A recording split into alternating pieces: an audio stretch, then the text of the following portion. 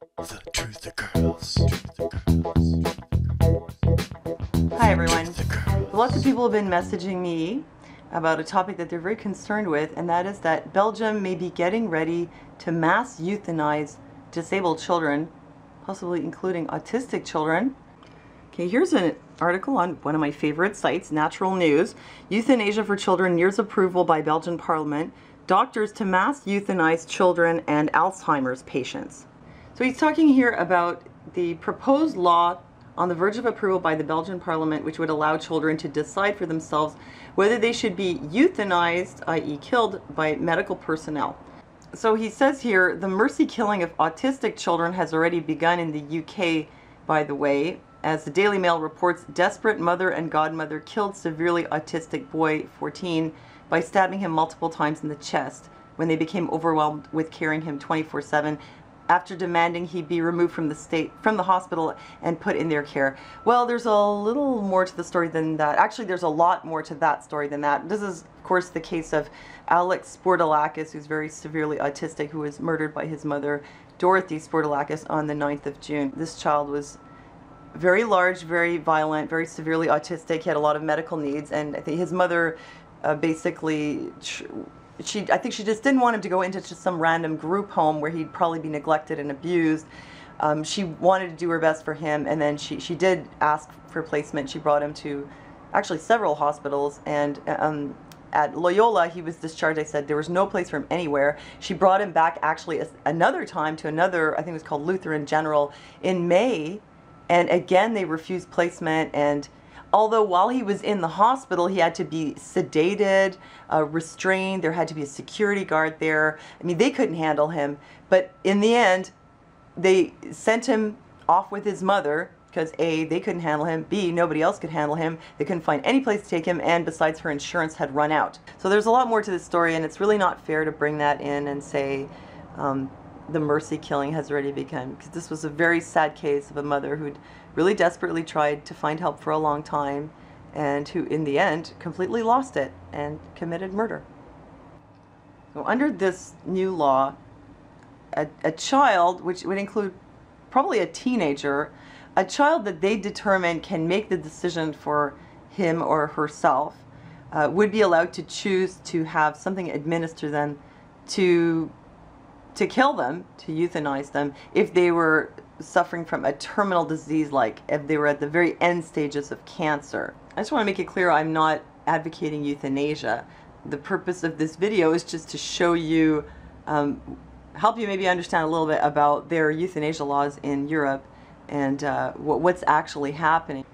Well, for one thing, they're expanding it so that they would permit the parents to choose euthanasia to relieve their own suffering. Not as in, I have a 5-year-old with a developmental disability and he's a real pain and it's cramping my style, so can you guys just get rid of him?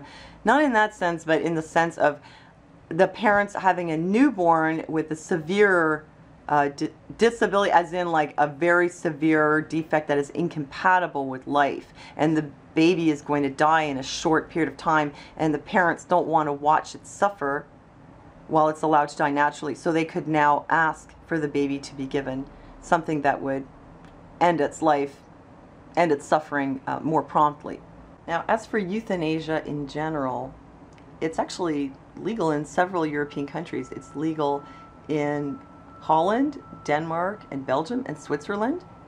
In Switzerland, you can actually go there just for the purpose of having yourself euthanized at the Dignitas clinic. And in Holland, they have mobile euthanasia units that make house calls. And these clinics are also open to foreigners. You don't have to be Swiss to die in a suicide pact at a Swiss euthanasia clinic. I think that the papers like to make it sound like people just say, you know what? I'm depressed. I don't feel like living anymore. Let's go to Switzerland and commit suicide. But it's not quite like that. These clinics, and all of them in Europe, they don't just take people because they just don't feel like living. They take people who are in the very end stages of terminal disease.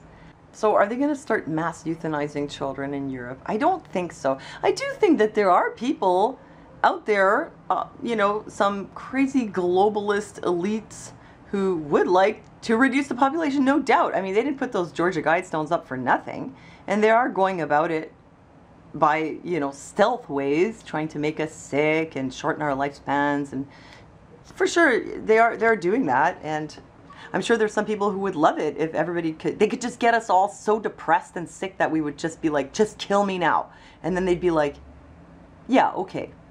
But I don't think that that's quite where we're at. I don't think that that's what's happening here. But in fact, euthanasia is being practiced, and not just in the countries where it's officially legal. In the UK, they have the Liverpool Care Pathway. It's supposed to be a humane way of helping them to die, but it's not. It's actually really awful. They withhold fluid and food until the person dies of dehydration and starvation. This is what they do in the UK. And in fact, 29% of seniors who die in hospital died because they were put on the LCP, and a lot of them didn't even have to be on it. And they also use it for newborns with severe disabilities.